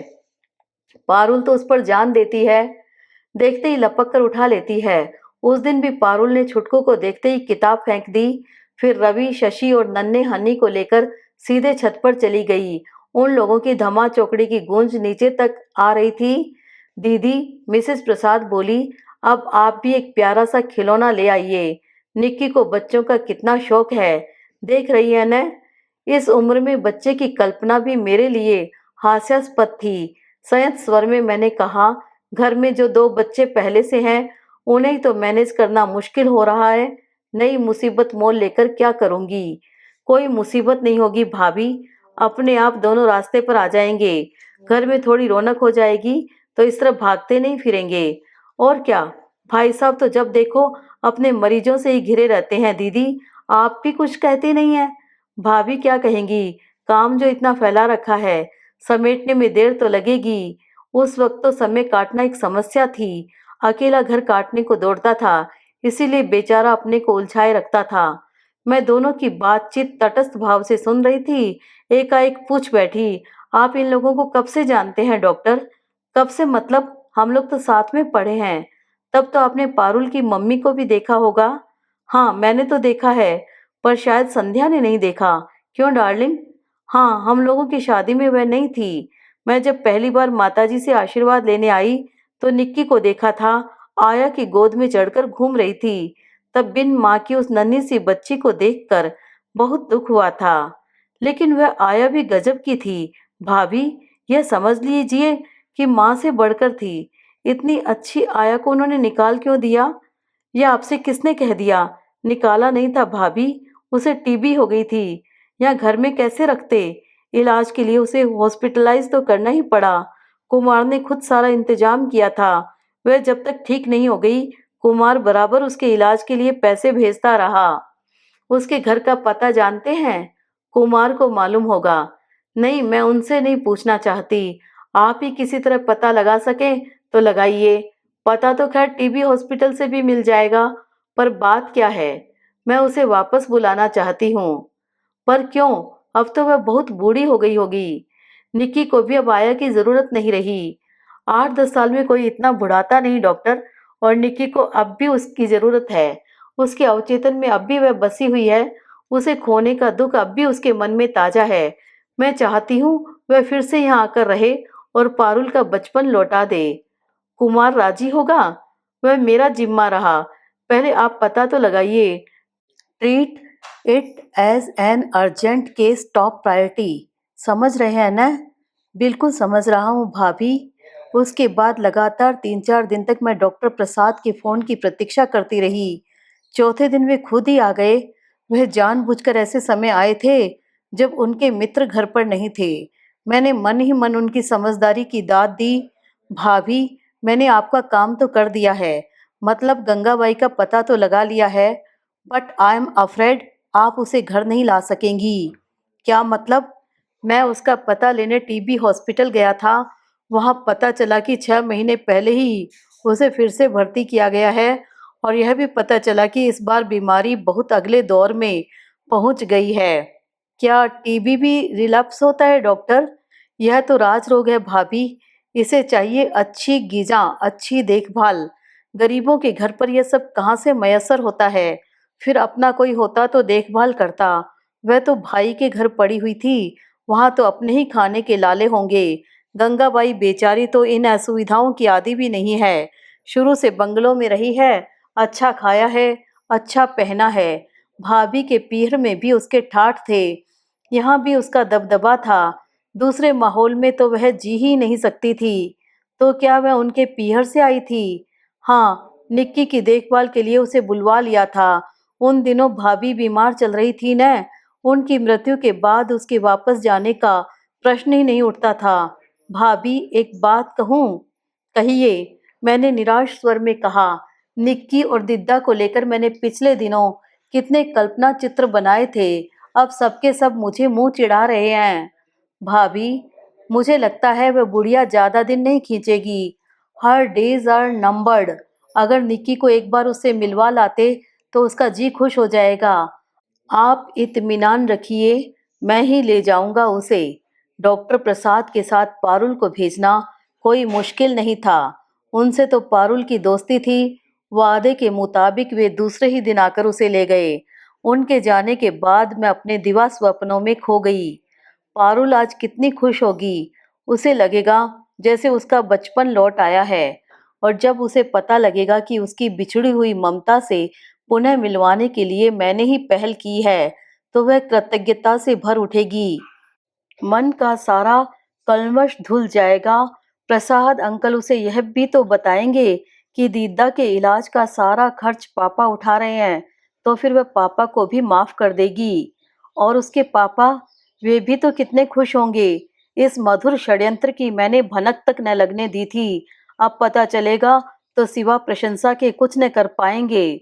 उन लोगों को लौटने में कोई 2-2.5 घंटे लग गए। हॉस्पिटल शहर से दूर पहाड़ी पर जो था, मुझे लगा था गाड़ी से उतरकर वह सीधे मेरे पास दौड़ी आएगी, मेरे गले में अपनी दोनों बाहें डालकर कहेगी, hi mummy, you are so sweet. पिछले दिनों हम काफी करीब आ गए थे, फिर भी एक औपचारिक दूरी बनी हुई थी। आज वह भी समाप्त हो जाएगी। लेकिन वह सीधे कमरे में चली गई। शायद अपना भावावेश मुझसे छिपाना चाहती हो। डॉक्टर प्रसाद जरूर थोड़ी देर को मेरे पास बैठे, बोले, बहुत खुश हुई बुढ़िया। बार बार बलाएं ले रही थी, माथा चूम रही थी, आपको और मुझे भी असीस रही थी। लेकिन भाभी, उसकी हालत कुछ ठीक नहीं है। She may collapse any time. तो अच्छा ही हुआ जो आप लोग हो आए, नहीं तो जिंदगी भर को मलाल रह जाता, मुझे भी और बिटिया को भी। आप ठीक कह रही हैं, उन्होंने उठते हुए कहा। उन्हें विदा करके मैं गुनगुनाती हुई सीधे पारुल के कमरे में गई। मुझे क्या मालूम था कि वह मेरी प्रतीक्षा में भरी बंदूक की तरह तनी बैठी थी। मुझे देखते ही फट पड़ी। क्यों भेजा था मुझे वहां? किसकी साजिश थी ये? बचपन की एक मीठी सी याद मेरे मन में थी, उसे भी आपने तहस नहस कर दिया। सौतेली माँ है न आप, मेरा इतना सा सुख भी आपसे सहा न गया, और आप सोच रही हैं कि आपने बड़ा एहसान किया, मेरी पुरानी आया से मिलवाकर बड़ा नेक काम किया।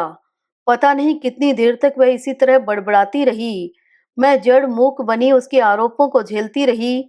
प्रतिवाद करने का या आगे बढ़कर उसे सांत्वना देने का भी मेरा साहस न हुआ। उफ, मैं तो सोच भी नहीं सकती कि बचपन में इसी औरत ने मुझे पाला है। मुझे तो यह सोचकर भी झुरझुरी हो आती है कि मैं उसकी गोद में खेलती थी, उसके पास ही सोती थी। उसने बताया कि वह मुझे अपने हाथों से खाना खिलाती थी। छी, मुझे तो वही उबकाई आने लगी। उसका कमरा, उसका बिस्तर, उसके कपड़े इस कदर बास मार रहे थे। उफ, उसका दर्द मेरी पकड़ में आ गया। दिद्दा उसके लिए एक मधुर एहसास की तरह थी। पर इस मरणासन वृद्धा से उसका कहीं कोई मेल नहीं था। उसका रोग जर्जर शरीर देखकर वह कांप गई थी। उसका स्नेहिल स्पर्श उसे लिजलिजा लगा था। एक तिलिस्म था जो टूट गया था और अब वह उन किस्सों पर आंसू बहा रही थी। मैं उसे समझाना चाहती थी कि पारुल, वक्त की मार किसी को नहीं बख्शती।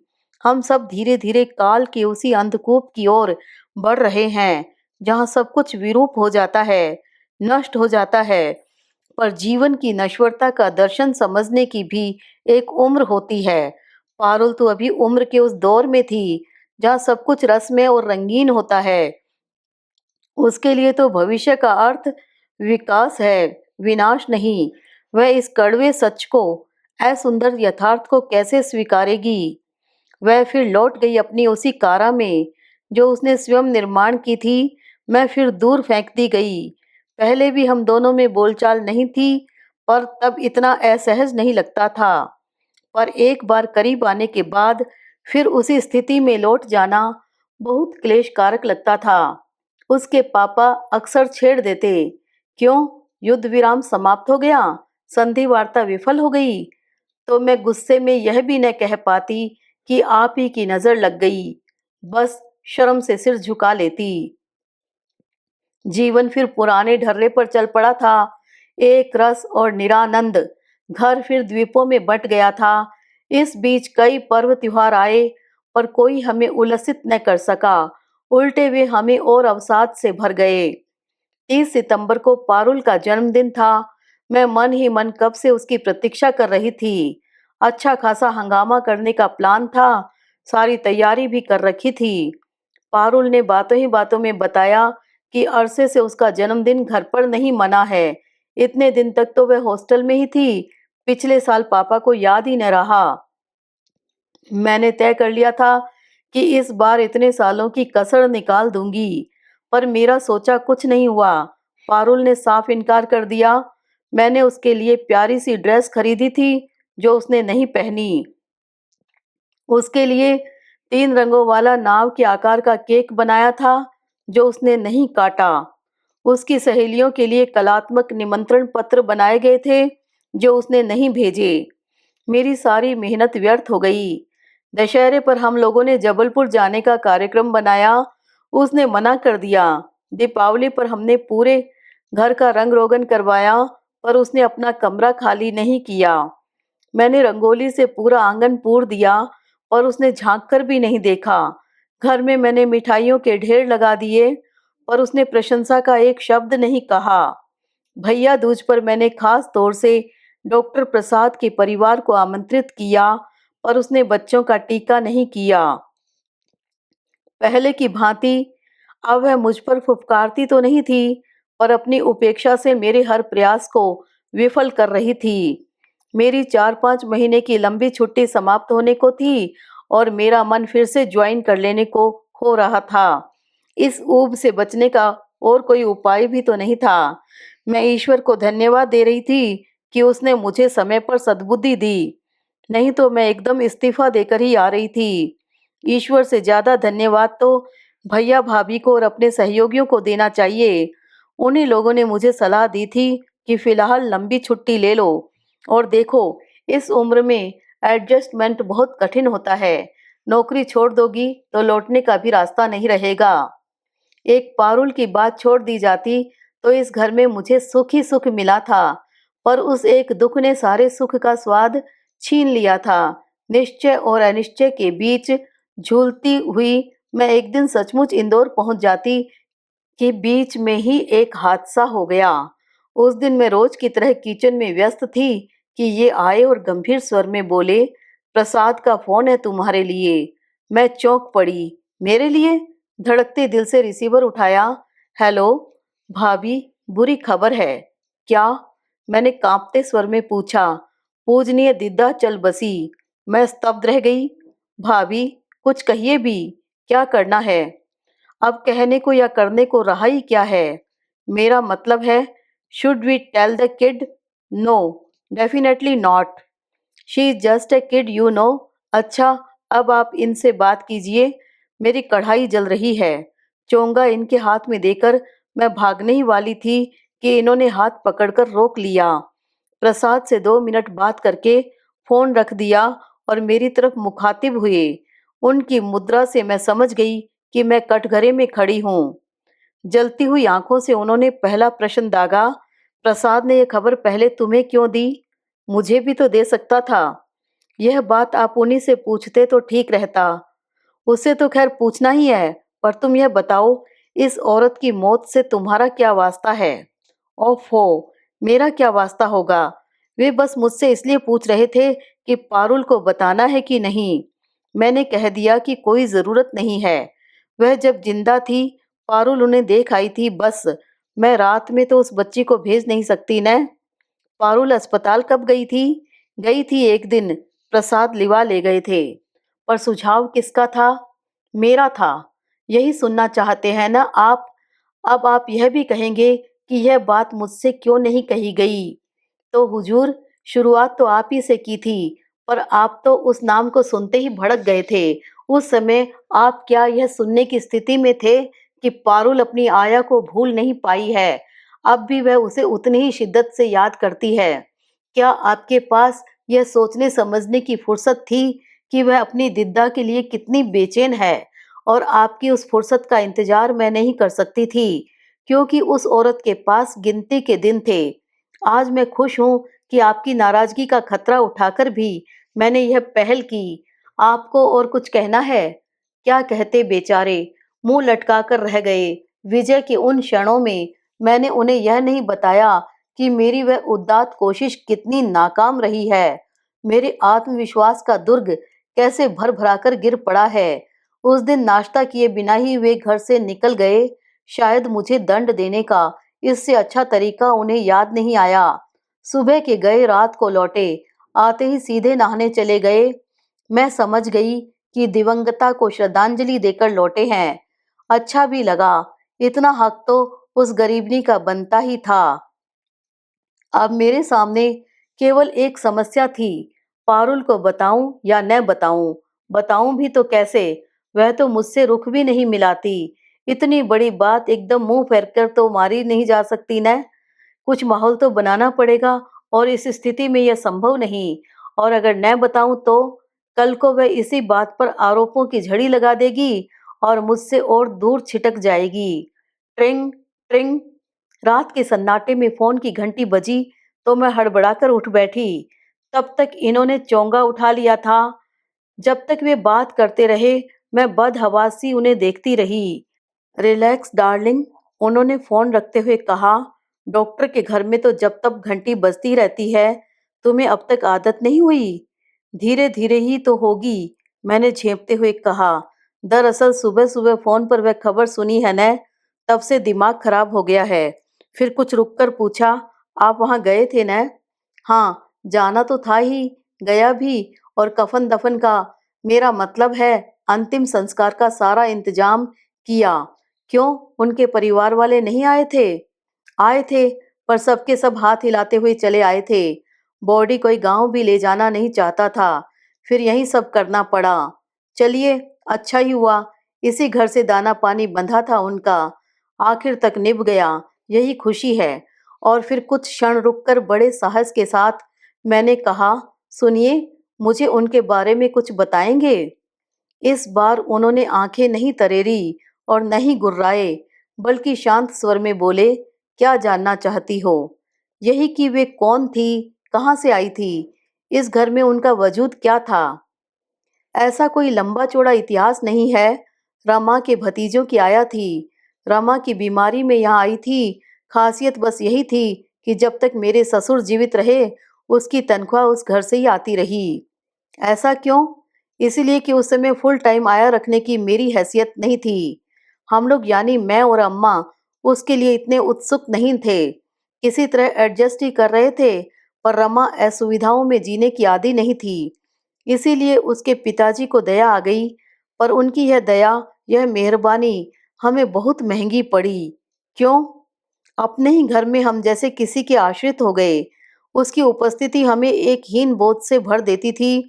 वह भी हमें हिकारत से देखती थी। मेरा तो फिर भी थोड़ा लिहाज करती थी, पर अम्मा को उसने कभी मालकिन का दर्जा नहीं दिया। बेचारी अम्मा, वे तो नौकरानी की नौकरानी बन गई थी। वे दिद्दा के लिए चाय बनाती, नाश्ता देती, रोटियां सेकती। दिद्दा नाक मुंह सिकोड़ कर खाती और अपने साहब को कोसती कि बेबी को उन्होंने किस कुएं में पटक दिया है। क्या वे लोग बहुत अमीर हैं? अमीर थे। रमा के डैडी की शेयरिंग प्रैक्टिस थी। बहुत कुशल सर्जन थे वे। अपनी उंगलियों के कमाल से उन्होंने वैभव का साम्राज्य खड़ा कर दिया था। लेकिन उस साम्राज्य का योग्य उत्तराधिकारी उन्हें नहीं मिला। बेटा उनका डॉक्टर नहीं बन सका। शायद इसीलिए उन्होंने रमा के लिए मेरा चुनाव किया था। सोचा होगा यह गरीब घर का बिना बाप का लड़का आसानी से काबू में आ जाएगा। मेरे पास अपना अलग साम्राज्य बनाने की कुव्वत थी। जो सोचा था वह मैंने करके भी दिखा दिया। पर देखने के लिए न रमा रही न उसके डैडी। उन्होंने तो बस मेरे संघर्ष का दौर ही देखा। उन्हें, मेरा मतलब है पारुल की मम्मी को, क्या हो गया था? दूसरी प्रेगनेंसी के दौरान छोटा सा एक्सीडेंट हो गया था। डॉक्टरों ने एबॉर्शन की सलाह दी, वह भी करवा लिया। पर पता नहीं क्या कॉम्प्लिकेशंस हो गए कि हालत बिगड़ती ही चली गई। कार में डालकर मुंबई भी ले गए थे, पर कुछ फायदा नहीं हुआ। 15वें दिन उसके शव को लेकर ही लौटना पड़ा। उन्हीं दिनों दिद्दा इस घर में आई थी। हम लोग तो उन दिनों रमा को लेकर परेशान थे। घर में बस अम्मा थी और वह थी। पर एक नफरत का बीज कब पड़ गया पता ही नहीं चला।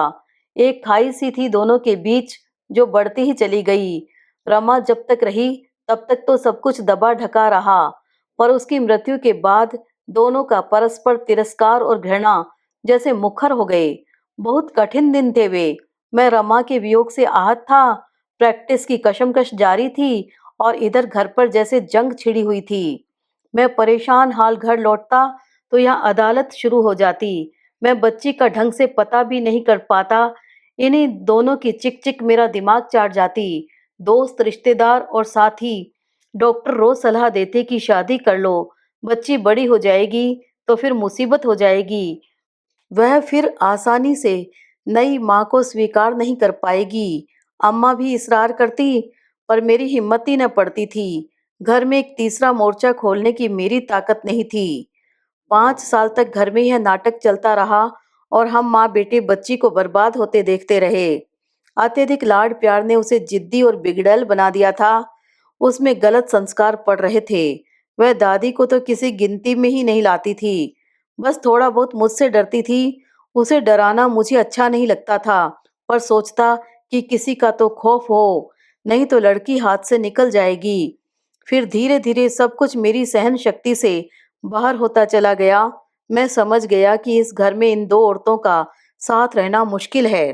किसी एक को तो जाना ही पड़ेगा, और जाहिर था मैं अपनी माँ को तो कहीं भेज ही नहीं सकता था। इसीलिए दिद्दा को निकाल बाहर किया। नहीं, इतनी बेदर्दी से नहीं निकाला, पर यूं कहो कि इत्तेफाक से मुझे एक कारण मिल गया। उन दिनों दिद्दा बहुत खांसने लगी थी। अम्मा ने कई बार बताया कि उसकी खांसी के मारे वे रात भर सो नहीं पाती, पर मैं इसे भी शिकायत का एक पैंतरा समझकर टाल गया था। पर ज्यादा दिन तक अम्मा को अनसुना न कर सका। मुझे भी दिद्दा की खांसी सुनाई देने लगी। उस समय तो हम छोटे से घर में थे, तब आज जैसा बड़ा बंगला नहीं था। खांसने की आवाज कहाँ तक छिपती। मैरी ने एक बार दिद्दा को खून थूकते भी देखा, जिसे वह पान की पीक बताती रही। फिर मुझे चिंता हुई।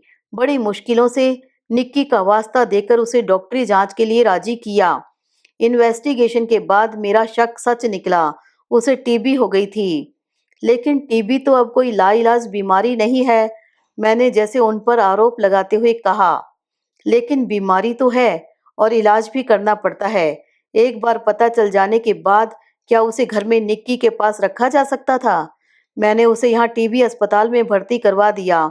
2-2.5 साल बाद वह ठीक भी हो गई, पर मैं उसे वापस घर नहीं लाया। उसके गांव ही भेज दिया। पर वह जहाँ कहीं भी रही, मैं उसे बराबर पैसे भेजता रहा। आज उसकी अंतिम किस्त भी मैंने दे दी।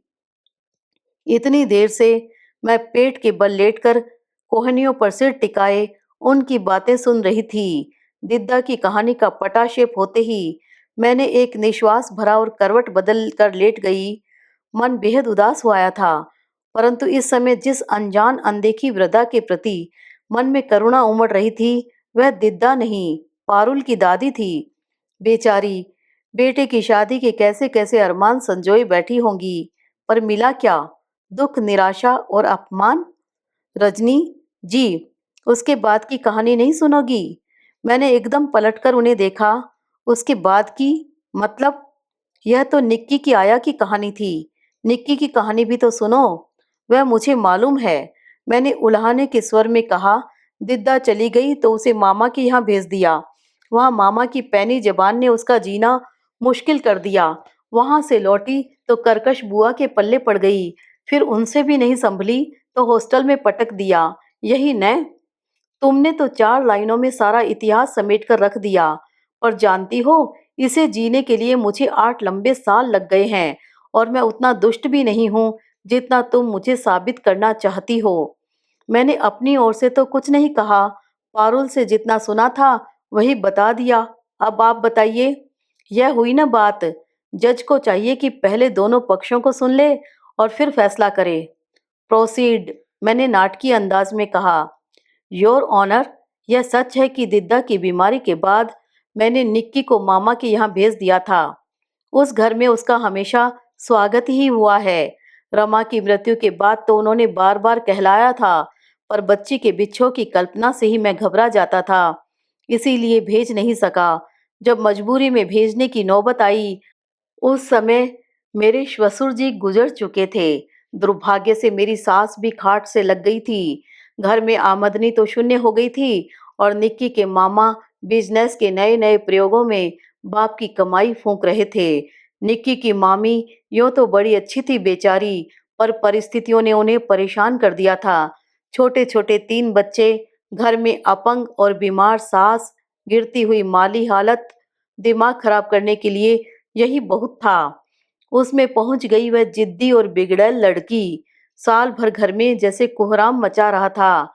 हार कर बेचारे उसे वापस छोड़ गए। भाभी आंख में आंसू भरकर कहती रही, लाला, लड़कों का साथ है मेरा, पराई लड़की की जिम्मेदारी लेने से जी घबराता है। लड़की उस दिन से सचमुच ही पराई हो गई। निक्की ने फिर कभी इधर का रुख नहीं किया। अम्मा जैसे तैसे घर संभाल रही थी, पर निक्की उनके बस की नहीं थी। इसीलिए मैंने दीदी से चिरोरी की और वे तुरंत चली आई। साथ में जीजाजी भी थे। वे उसी साल रिटायर हुए थे, पर आशिकी का यह आलम था कि बीवी के बगैर एक दिन भी नहीं रह पाते थे। दीदी भी उनकी रंगीन मिजाजी से वाकिफ थी, इसीलिए बहू बेटियों के बीच उन्हें अकेले छोड़ने का खतरा उन्होंने नहीं लिया। दीदी बहुत उत्साह में भरकर यहाँ आई थी। वे बहुओं को जता देना चाहती थी कि दुनिया में उनकी कद्र करने वाले, उन्हें चाहने वाले भी हैं। उन्होंने मुझे आश्वस्त किया कि वे लड़की को 2 दिन में ठीक कर देंगी, और वे एकदम रिंग मास्टर की तर्ज पर शुरू हो गई। उनकी सख्ती देखकर तो अम्मा भी सिहर गई थी, पर बच्ची के कल्याण की कल्पना करके चुप रह गई थी। उन दिनों निक्की का जीवन एकदम घड़ी की सुइयों पर चलता था।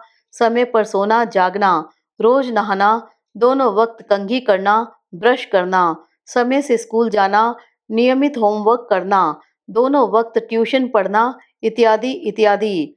लड़की जैसे बुआ के हाथों की कठपुतली बन गई थी। दीदी बहुत मेहनत कर रही थी, पर उनमें ममता की आंच नहीं थी, स्नेह का स्पर्श नहीं था। इसीलिए फिर निक्की बिदकने लगी। और और क्या? मैंने उनकी चुप्पी को तोड़ा। आज समझ में आ रहा है अम्मा ने किस मुश्किल से यह बात मुझसे कही होगी। मुझे आज भी कहते शर्म आ रही है। कौन सी बात?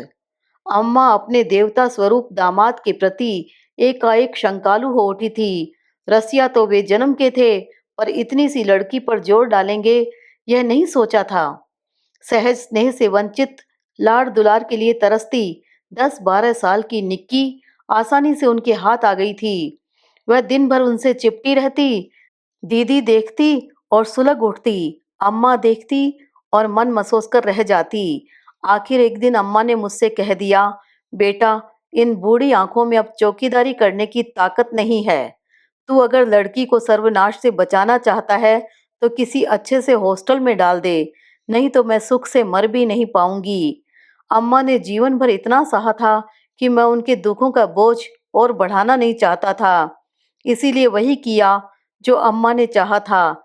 बच्ची के कल्याण का दूसरा कोई रास्ता भी नहीं था, पर पता नहीं कहाँ क्या गलत हो गया, जिसके लिए सारी उठापटक करता रहा, वही मुझसे रूठ गई। मैं तरस कर रह जाता हूँ, पर वह मुझसे बात नहीं करती। करती भी है तो उसकी ज़बान पर जैसे काँटे उग आते हैं। लहूलुहान कर देती है वह मुझे। उसकी आँखों में झाँकती घृणा मुझे अपनी ही नज़र में छोटा बना देती है। मैं उसे इससे आगे वे बोल नहीं पाए। पुरुष थे, शायद इसी से जब्त कर सके, नहीं तो फफक कर रो ही पड़ते। मुझे अपने ही ऊपर शर्म हो आई। हमेशा पारुल के लिए ही सोचती रही मैं। मेरी बगल में लेटा हुआ यह व्यक्ति, यह भी तो बिल्कुल अकेला है। इसे भी तो अपनों ने ही छला है। किसी ने स्नेह का, संवेदना का स्पर्श नहीं दिया, केवल समस्याएं ही दी हैं। आपकी भूल क्या थी बताऊं? मैंने उनके बालों में उंगलियां फेरते हुए कहा। जिसके लिए आपने इतनी उठापटक की, उसके मन में झांकने की, वहां लिखी इबारत पढ़ने की आपने कभी कोशिश नहीं की। परिस्थितियों पर आपका वश नहीं था, मंजूर है, पर उनकी व्याख्या भी तो की जा सकती थी। अपनी मजबूरियां तो समझाई जा सकती थी। आपने सोचा होगा, छोटी सी बच्ची है, क्या समझेगी। यही आप चूक गए। बच्चे बहुत समझदार होते हैं। शत्रु मित्र की पहचान वे फौरन कर लेते हैं। उनके संवेदनशील मस्तिष्क पर हर बात का जल्दी और गहरा असर होता है। इसीलिए उनके राग द्वेष भी स्थायी होते हैं। मेरे पास उस समय इतना सोचने समझने की फुर्सत ही कहाँ थी। मैं तो अपने अस्तित्व की लड़ाई लड़ने में व्यस्त था। इसीलिए तो यह मोर्चा हार गए। मैंने उस गंभीर प्रसंग को हल्के फुल्के ढंग से समाप्त कर दिया, ताकि वातावरण का तनाव कुछ तो कम हो। और वह हुआ भी। थोड़ी ही देर में इनकी नाक बजने लगी, लेकिन मैं सुबह तक आंख नहीं झपका सकी। मैं कमरे में बैठकर बुनाई कर रही थी कि वह दनदनाती हुई सामने आकर खड़ी हो गई। मुझे बुलाया था? हाँ, तुम्हारे मामा के यहाँ से मनी ऑर्डर आया है, और राहुल की चिट्ठी भी। चिट्ठी? किस खुशी में? दरअसल हुआ यह कि राखी पर तो मैं चूक गई, पर मैंने तुम्हारे मामा जी को भाई दूज का टीका जरूर भेज दिया था। उसी पत्र में बच्चों के नाम तुम्हारा टीका भी भेज दिया था। उसी का जवाब आया है। तुम्हारे मामा जी ने भी बड़ा सुंदर पत्र लिखा है। आप मेरे लिए रिश्तेदार क्यों जुटाती फिर रही हैं? मैंने आपसे उसी दिन कह दिया था कि मुझे कोई इंटरेस्ट नहीं है। उस दिन की बात और थी पारुल। वे प्रसाद अंकल के बच्चे थे। उसे तुम रिश्ता जोड़ना कह सकती हो, पर ये तो तुम्हारे अपने भाई हैं, तुम्हारे मामा के लड़के हैं। नहीं, न तो मेरा कोई मामा है न भाई। आप ये चिट्ठी और रुपए अपने पास ही रखिए। कम ऑन पारुल, इतना गुस्सा नहीं करते। अच्छा, 5 मिनट जरा बैठो तो, मुझे तुमसे कुछ बात करनी है। इस तरह तनकर खड़ी हो जाती हो तो मुझे टेंशन हो जाती है। अनिच्छा से ही सही, वह पलंग की पाटी पर बैठ गई, जैसे किसी भी क्षण उठकर चली जाएगी। अच्छा यह बताओ, तुम्हारा यह गुस्सा असल में किस पर है? मुझ पर या अपने भाइयों पर? अगर भाइयों पर है तो उन्हें माफ कर दो। अरे, बचपन में तो सभी भाई बहन लड़ते झगड़ते हैं, सगे हों तब तो और भी ज्यादा। मेरी माँ कहती थी कि बचपन में जिनमें लड़ाई होती है, बड़े होकर वे भी एक दूसरे पर जान छिड़कते हैं। तो बेटे, बचपन की बातें इतने दिनों तक थोड़े ही याद रखते हैं, सब भूल जाते हैं। देखो, तुम्हारे भाई भी भूल गए हैं, तुम भी उन्हें माफ कर दो। और अगर तुम मुझसे नाराज हो पारुल, तो विश्वास करो, मैंने जानबूझकर तुम्हें चोट नहीं पहुंचाई। मेरा इरादा तुम्हारा जी दुखाने का नहीं था। दरअसल मैं सांस लेने के लिए रुकी तो एक बात बिजली की तरह मेरे मन में कौंध गई। मैं तुम्हें उस जगह कभी न भेजती पारुल, पर मुझे उस मरणासन औरत की इच्छा का मान रखना पड़ा। फांसी पर चढ़ने वाले की भी अंतिम इच्छा पूछी जाती है, उसका सम्मान किया जाता है। फिर ये तो तुम्हारी दिद्दा थी। आप आप कहना क्या चाहती हैं? यही कि दिद्दा ने तुम्हें एक बार देखना चाहा था। तुम उन्हें कितना याद करती हो, उससे कहीं ज्यादा वे तुम्हें याद करती थी। तुम्हारे पास तो फिर भी एक दुनिया थी, स्कूल की, कॉलेज की, पुस्तकों की, सिनेमा की, सहेलियों की। लेकिन उनके पास तुम्हारी यादों के सिवा क्या था? इसलिए उनकी इच्छा का मान तो रखना ही था। इतना हक तो उनका बनता ही था। उनके प्यार का कर्ज था तुम पर। उसे तो चुकाना ही था। सबको अपने हिस्से का कर्ज खुद ही उतारना पड़ता है। तुम्हें पाल पोसकर दिद्दा ने इस घर पर जो उपकार किया है, पापा बराबर उसका हिसाब चुकाते रहे हैं। अंतिम संस्कार तक उन्होंने अपना यह कौल निभाया है। अंतिम संस्कार किसका? यही कहने के लिए तो मैंने तुम्हें यहाँ बुलाया था।